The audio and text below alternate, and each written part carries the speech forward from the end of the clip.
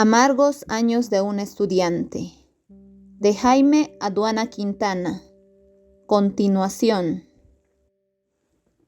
Todas las noticias eran a favor del gobierno golpista. No podíamos creer.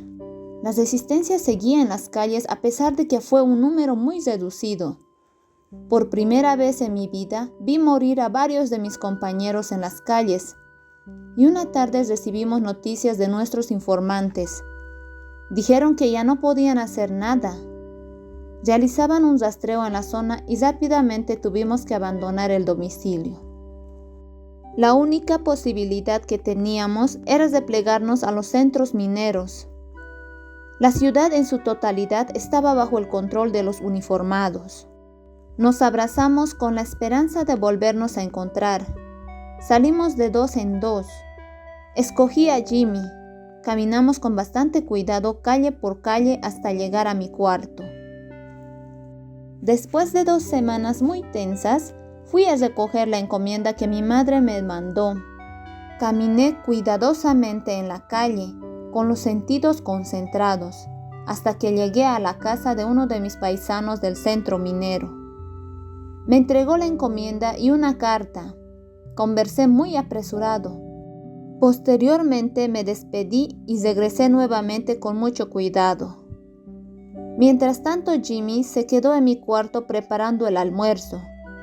De pronto, al subir 3 cuadras antes de llegar a mi cuarto, vi a don Timo. Me estaba esperando muy preocupado. Se acercó apresuradamente y me comentó: «Joven Teodoro, a su amigo Jimmy se lo llevaron con rumbo desconocido los del Ministerio del Interior en una ambulancia.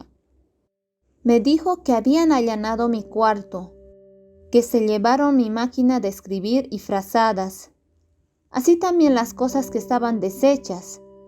Me quedé callado y triste sin saber qué hacer. Me invadió una preocupación bastante grande. Sí, por Jimmy, mi mejor amigo. Mientras tanto, don Timo me reiteró: «Joven Teodoro, tienes que regresar pronto al centro minero». No me quedaba otro camino. Cerca de la casa había varios agentes.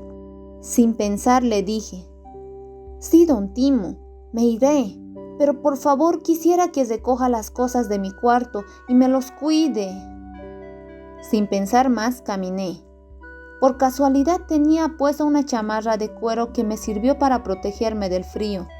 Y en cuanto a la alimentación, tenía la encomienda que recogí.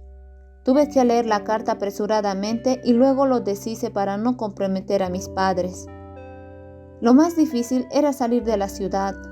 En todo lugar había uniformados controlando y exigían documentación. Necesariamente tuve que esperar que oscureciera. Me oculté en una quebrada mientras pensaba solo en mi amigo Jimmy. Él me enseñó muchas cosas. Repetía a cada momento: «Pobre Jimmy, ¿qué le estarán haciendo en estos momentos?». Me imaginaba que como a un preso lo torturaban. El sol se ocultaba, oscurecía. Sí, fue mi oportunidad para poder burlar los cercos de los guardias. Con gran suerte logré pasar. Caminé sin mirar hacia atrás hasta llegar a una cañada. Por fin pude respirar y seguir la marcha sin descansar en medio de la oscuridad, cuidándome del peligro que corría. Caminé 2 días hasta que llegué al centro minero. Había bastante movimiento. Cansado y hambriento llegué a mi casa. Toda mi familia estaba bastante preocupada por los problemas que se suscitaban a nivel nacional, más que todo en la ciudad de La Paz. Al verme se alegraron bastante. Mi padre me comentó que existían guardias en todo el campamento, de manera que no podían ingresar fácilmente los uniformados. Todos los centros mineros estaban así excepto Siglo XX, Yayagua, Catavi y Guanuni, porque ya fueron intervenidos y sus dirigentes en su mayoría apresados. Algunos estaban siendo perseguidos por las fuerzas del ministerio.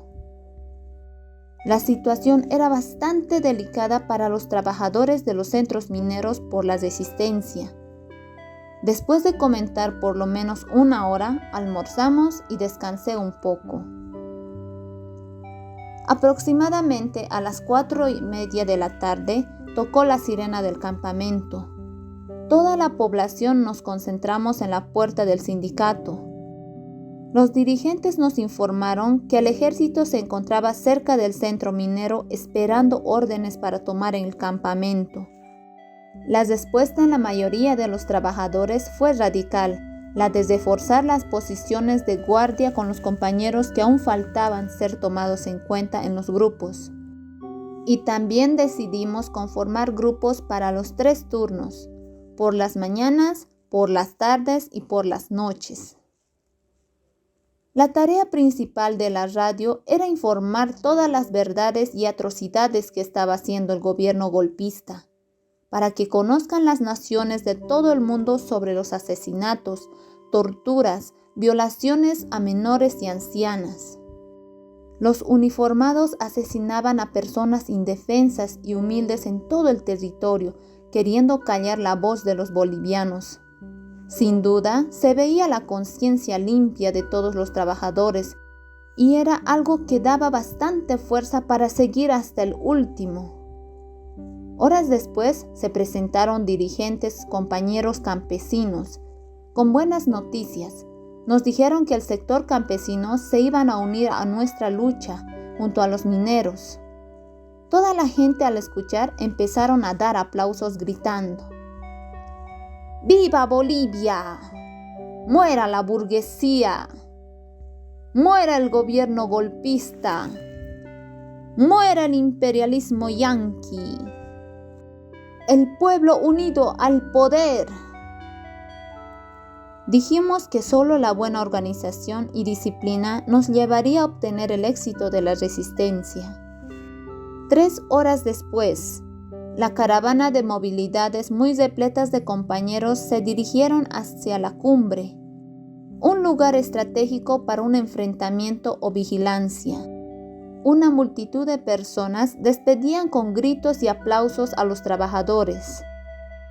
Algunos de edad bastante avanzada, con la barba semipoblada, generalmente de constitución delgada, pálida, pero en sus ojos se veía un brillo de gran valor y coraje para luchar. Armados algunos con revólveres, fusiles, cartuchos de dinamita, con la boca llena de coca y en las venas corría la sangre de minero, decidimos hacer frente a cualquier enemigo. No aceptábamos ser esclavos de esos sirvientes del norte. En los rostros de sus esposas, madres e hijos se veía una notable preocupación, pensando que nunca más volverían a verlos con vida. Sí, así eran los pensamientos, pero no se podía hacer nada, era la realidad. Debíamos seguir en la lucha. Los dirigentes sindicales nos convocaron a todos los compañeros que nos correspondía hacer el relevo de guardia a partir de medianoche. Al mismo tiempo, deberíamos estar bien abrigados por el intenso frío. Tuve que regresar a mi casa para abrigarme. Mi padre, por la edad avanzada, no podía participar, entonces me recomendó: «Hijo, cuídate. Toma este fusil Mauser». Recuerdo bien que tenía 68 cartuchos de municiones. Mi madre me abrazó y mis hermanos me decían que me cuide mucho. Así salí de mi casa. El arma que llevaba en mi hombro era de mi padre, que participó en la revolución de 1952. Así, trabajadores y jóvenes bien listos, nos dirigimos hacia la cumbre de la moral bastante alta. Hacían tristes comentarios de lo que sucedía en los centros mineros que ya había sido intervenido por las fuerzas del gobierno. Un número de 10 volquetas formaba la caravana rumbo a la cumbre. Solo se podía observar en la puerta del sindicato bastante movimiento de trabajadores que hacían guardia para que no ingresen personas desconocidas. El frío era bastante fuerte. Apenas podíamos soportar. Por eso fumamos cigarrillos y pichamos coca. En el trayecto del camino fuimos interferidos por varios hombres armados. Hicieron parar las movilidades. En verdad me asusté, pero habían sido nuestros compañeros de control. Luego de varios minutos llegamos al lugar y nuestros compañeros dirigentes nos recomendaron en voz baja lo siguiente: compañeros, deben mantener la calma. Más que todo, tengan los ojos bastante abiertos. Tomamos las posiciones que nos correspondían. Formamos grupos de 10 personas. Pasaron las horas. Solo observábamos de la cumbre hacia abajo las fogatas encendidas del ejército y movimiento de vehículos blindados. Teníamos órdenes de no fumar cigarrillos en momentos de guardia, porque podíamos delatarnos al enemigo. Solo una señal cada determinada hora. Pero recuerdo que el frío nos congelaba desde los pies. Era insoportable. Las manos se nos adormecían. Todos temíamos que el ejército avance, porque si hubiera sido así, ¿cuántos de nosotros nunca más hubiéramos vuelto a ver a nuestras familias? Porque teníamos mucha desventaja sobre el armamento del enemigo. Pensaba al ver a todos mis compañeros mayores. De existir un enfrentamiento, se derramaría mucha sangre. ¿Y cuántos quedarían sin hijos, sin hermanos, sin padres?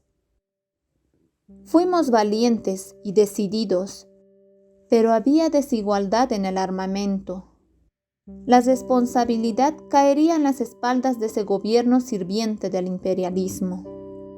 Todo ese momento me hizo recordar a mi amigo Jimmy. No podía creer que él estaba preso. Era bastante preparado intelectualmente. En cambio, esos brutos ignorantes que lo apresaron no valían nada. ¿Qué pueden aportar a nuestra nación?, me hacía la pregunta. Pero no podía hacer nada, solo esperar que termine y saber si lo encontraría con vida o tal vez muerto. Traté de alejar los pensamientos hablando con mis compañeros en voz baja. Así pasaron las horas. El ejército no avanzó. Pasaron los días en el campamento. Los alimentos se nos acababan y el gobierno no dejaba pasar nada. Las cosas se hicieron más difíciles. Los niños empezaron a llorar de hambre. Cortaron la luz, agua, y la gente se alborotaba sin saber qué hacer sin alimentos. Pero los compañeros campesinos empezaron a traer papa, chuño, oca y otros, aunque no fue suficiente. Los días pasaban, las cosas estaban peores. Un día tocó la sirena. Eso significaría que debíamos protegernos porque el ejército estaba entrando. Entre ellos, algunos jóvenes de los centros mineros estaban prestando su servicio militar aquel año y algunos se enfrentaron entre hermanos. Hubo varios muertos y heridos. Se convirtió en una pesadilla no poder creer ni viendo lo que sucedía. Por el salvajismo del ejército, varias familias gritaban, lloraban. El hospital, horas tras horas, quedaba más y más pequeño. Se escuchaba el llanto desgarrador de los niños que fueron quedando huérfanos. Los dirigentes nos organizaron para reforzar inmediatamente los puestos. Todos los jóvenes y trabajadores nos dirigimos a la cumbre. La función de los compañeros de edad avanzada fue trasladar la radio al interior de la mina. Mi padre también estaba en ese grupo. Por tanto, nuestras madres y niños también tuvieron que recurrir al interior de la mina para salvar sus vidas de las manos del ejército, dejando nuestros cuartos y bienes. Mientras tanto, el enfrentamiento seguía en la cumbre con la consecuencia de varios muertos. Una vez que llegamos al lugar, vimos carnicería. Se escuchaban gritos de todos lados. A medida que pasaba el tiempo, el ejército avanzaba más y más. Ya no podíamos detenerlos. Con toda mi rabia, apretando los dientes, empecé a disparar gritando: ¿por qué no se enfrentan con otro ejército? Si tienen agallas, demuestren y salgan de sus cunas de la ciudad hacia las fronteras. De pronto escuché gritar a mis compañeros para que nos repleguemos al campamento. Empezamos a correr sin rumbo.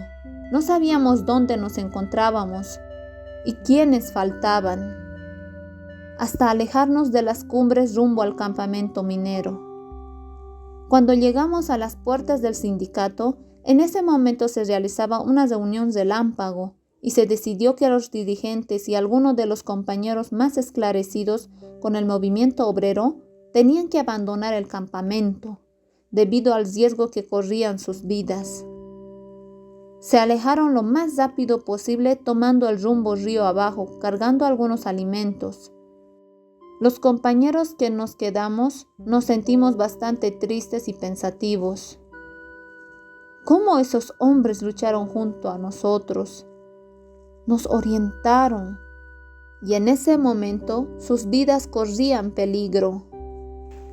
Claro, algunas personas no sabían valorarlos, mientras muchos pensábamos que tal vez nunca más los veríamos o quizás regresarían pronto. Lo dejamos en manos de Dios. Así nos dejaron. Mientras el ejército entraba al campamento, inmediatamente nos introducimos en los socavones. Adentro todos estábamos muy preocupados. Por seguridad, los trabajadores minaron la entrada del socavón. Había gran cantidad de dinamita para evitar que los militares ingresen a la mina, pero por fortuna no intentaron. Después de un tiempo prudente, 2 compañeros armados fueron a hacer reconocimiento para informarnos sobre la situación que pasaba afuera. Después de largos minutos volvieron y nos indicaron que solo se oía gritos, disparos. Mientras tanto nosotros esperábamos en silencio. Entretanto los niños temblaban de miedo por la oscuridad y otros lloraban por la pérdida de sus seres queridos en los enfrentamientos. Pasaron varias horas y nuevamente 2 de los compañeros tenían que salir a hacer reconocimiento, arriesgando sus vidas. Dieron unos pasos y de pronto me preguntaron. Me paré sin pensar. Era mi pueblo. Estaba dispuesto a sacrificar mi vida por la libertad de mi nación. Inmediatamente les contesté: sí, vamos, compañeros. Junto con 2 compañeros nos dirigimos hacia la puerta del socavón. Cuando llegamos tuvimos que abrir bien los ojos y tener los sentidos bien concentrados. Corrimos de un lugar a otro sin ser vistos por los uniformados, hasta que llegamos a un muro, de donde podía observar el sindicato. Un grupo de nuestros compañeros habían sido apresados. Estaban con las manos en la cabeza con vista hacia la pared. Ellos fueron sacados de sus domicilios por paramilitares. Nuestros compañeros recibían patadas y puños en todo el cuerpo por aquellos cobardes paramilitares. Vi caer como sacos de arena a 2 compañeros. Sus cuerpos estaban cubiertos de sangre en el suelo y no pudimos contenernos. Con la rabia nos paramos y empezamos a gritar: ¡asesinos! Recibimos como respuesta disparos. En ese momento cayó uno de mis compañeros, Antonio. Murió en el momento. Fue un joven que tenía mucho futuro en su vida. Quedamos 2 y tuvimos que regresar a la mina. Vimos que los paramilitares se nos venían encima disparando como locos desesperados. En verdad fue un milagro que logramos ingresar nuevamente al socavón. Nuestros compañeros se encontraban bastante preocupados. Después de varias horas, los uniformados se marcharon del campamento, habiendo quedado en acuerdo con el gerente de la empresa de normalizar las actividades laborales y levantar el paro general, que todos regresen a sus fuentes de trabajos, Posteriormente, una vez que nos comunicaron, empezamos a salir uno tras otro, pero lo primero que hicieron fue buscar a sus esposos, padres e hijos. Nunca olvidaré esos momentos tan amargos, llenos de tristeza. Veía a los niños gritando, corrían buscando a sus padres para abrazarlos con los ojos llenos de lágrimas, porque sabían que sus padres vivían aún. Personas de edad bastante avanzada caminaban afanosamente en busca de sus seres queridos, algunos llenos de alegría, pero otras personas se encontraban tendidos en el suelo empapados de sangre. Sus familiares golpeaban el suelo quejándose porque había matado a sus seres queridos. Algunas compañeras decían: ¿por qué mataron a mi esposo? Dirigiéndose al cielo en medio del llanto gritaban: castígalos, Padre, a esos malditos asesinos, que algún día sepan lo que se siente cuando se pierde a los hijos. Después de 4 horas llenas de desesperación y llanto, el silencio reinó como si lo hubiese tragado la voz de todos. No hubo voces ni gritos. Parecía que todo el campamento no existía. Empezamos a trasladar a los muertos para sus velatorios. Sentimos un dolor profundo ver vestidos a todos de color negro. Las velas, las flores, se sentía el ambiente a cigarro, coca. Los cuerpos de los compañeros asesinados descansaban en unos ataúdes de color negro y blanco. Observamos que a algunos les faltaban sus miembros. Otros tenían el rostro deshecho, irreconocibles por las balas, y otros por los golpes recibidos. Todo el campamento estaba presente en el velatorio por la noche. Con una mirada de resentimiento, decían que nunca olvidarían ni perdonarían a esos asesinos uniformados, aunque todo eso lo dejaron a Dios, para que algún día reciban su castigo tarde o temprano por la justicia de nuestro Padre Celestial. Solo Él sabe quiénes fueron los autores intelectuales y materiales. Muchos niños quedaron huérfanos, nunca más iban a tener un padre, y algunos no volvieron a la escuela por la situación económica. No sabemos qué suerte corrieron esos niños en ese mundo lleno de amarguras y problemas difíciles de la sociedad. Pasaron las horas. No había una persona que tenga sueño, solo los pensamientos y recuerdos de lo que pasó hasta el momento. Hasta que llegó la hora de dirigirnos al cementerio. Fuimos una caravana de movilidades llevando a nuestros mártires. Aquello no tenía precio, solo quedó en la historia y memoria de los que estábamos presentes y que transmitiremos de generación en generación todo lo que sucedió. En esta sociedad capitalista, la ley no es para los pobres, más al contrario. El dinero es un poder que decide en la tierra, pero también sé que a nuestro Padre Celestial jamás se le puede comprar con el poder económico. Tengo la certeza de que un día se les condenará y pagarán sus delitos cometidos.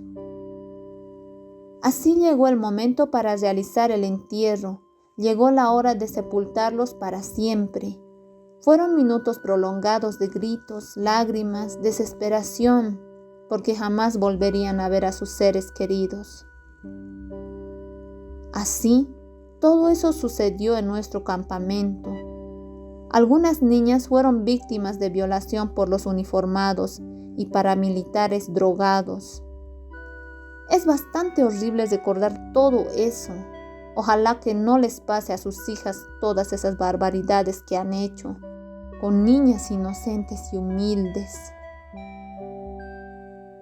Pasaron los días y el campamento tenía una cara de tristeza.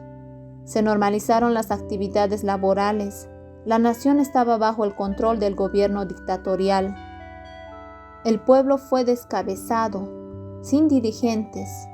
Solo tuvimos que esperar noticias y los buenos días venideros, porque no hay mal que dure 100 años. La universidad estaba cerrada a nivel nacional. Me quedé a ayudar a mi padre en su trabajo y por las noches estudiaba como siempre, sin descuidar a mis hermanos menores en sus estudios. Así pasaron días y meses. Un día no esperado, se comunicó en el informativo que las universidades serían nuevamente abiertas, excepto para aquellos universitarios agitadores, bajo la conducción de un rector nombrado por el gobierno. Eso me hizo ver las cosas más difíciles. Mi situación era muy preocupante. Después de varias semanas empezaron a reabrir las universidades. El ingreso de los estudiantes fue bastante controlado. Pasaron unos días y mi padre fue a hablar con el gerente para pedirle el favor de que me ayude, pero no quiso escucharle. Posteriormente, después de unos días, mi padre buscó la manera de conversar con la esposa del gerente y se fue a trabajar a su casa para podar los árboles de pino. Y tuvo la gran oportunidad de hablar con la esposa del gerente. Fue una suerte. Se comprometió a darle una carta de recomendación que serviría para regresar a la universidad. Eso me hacía pensar, sí, sería una realidad. Pasaron las semanas, seguía pensando en la carta de recomendación. Un día mi padre llegó con una sonrisa en los labios. De lejos se notaba una gran alegría en su rostro. Tenía en la mano una carta. Nos reunió a toda la familia para comentarnos. Tengo buenas noticias para toda la familia. ¡La carta! ¡Me entregó! Teodoro, tienes que prepararte para tu viaje. En realidad fue una gran sorpresa que no esperaba. A mi padre le dije, gracias, papá. Eres el mejor. Las clases ya habían empezado en la universidad hace 2 meses. Tenía que poner las manos a la obra sobre mi viaje. No podía perder más el tiempo. Mis padres me indicaron que el viaje podía realizarse 3 días después. Me recomendaron para no tener más problemas. Y solo debía dedicarme a mis estudios conociendo la pobreza en la que nos encontrábamos toda mi familia. Pasaron los 3 días y muy temprano por la mañana salí de mi casa despidiéndome de toda mi familia, con el deseo de estudiar.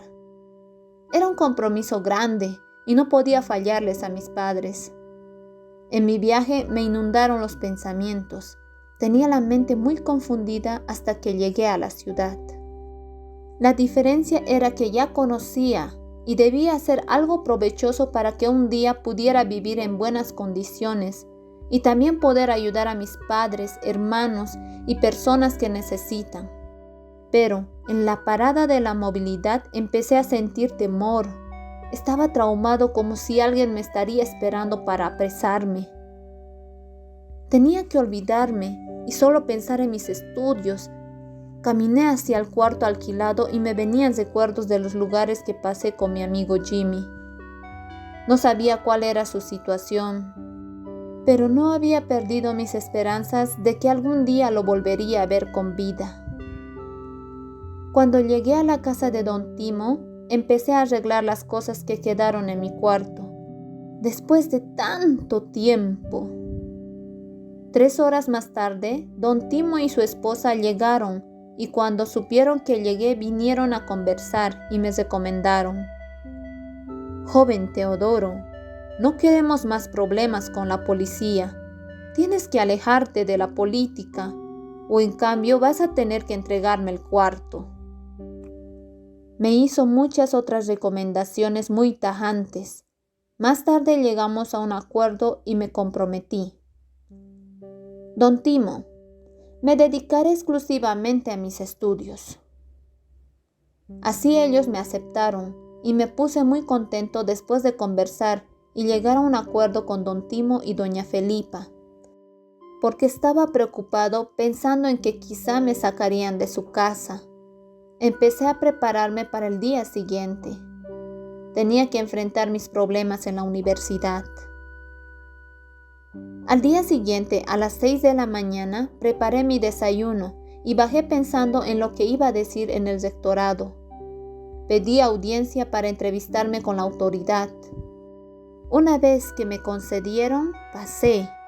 Muy tímidamente conversé y le entregué la carta de recomendación. Fueron varios minutos de preocupación, especialmente cuando revisó las listas negras. Fueron momentos de tensión. Pensaba que sería detenido. Finalmente no había nada en contra de mi persona. Fue un alivio tan grande. El rector de la universidad me dijo: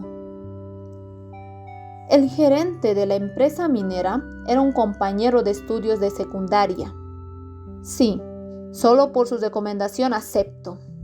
Pero nada de política. La primera palabra de política se va fuera de la universidad. Salí con una emoción grande. Pensaba en que fui aceptado y luego comprendí muchas cosas. Me dirigí hacia mi facultad. Allí notaba un gran cambio. Todos caminaban silenciosos, sin comentar nada del gobierno. Solo teníamos que obedecer. Estaba totalmente restringida toda actividad. La exigencia de las autoridades era de estudiar y estudiar como unos robots programados.